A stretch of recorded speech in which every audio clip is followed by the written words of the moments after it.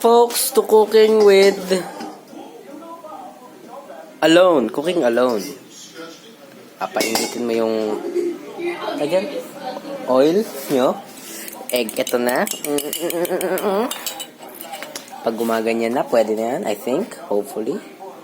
Oh my God, sana hindi tumalsik. Ang sakit ng kamay ko.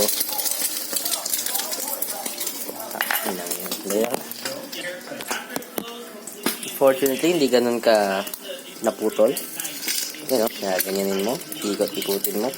Mabali ka. I-mix-mix mo lang ng ganyan-ganyan ng ilang minuto. Oh, shit. Damn. Ganito. Okay. Next na i-add nyo yung salt nyo. Pag na-add mo na yung salt mo, add mo ng pepper. After nun, lalagyan mo na itong paprika. Konting-konti lang. Yun talaga. And with that out of the way, tapos nang lutuin, maglagay ka na ng kanin, sira-sirain mo para mixed well.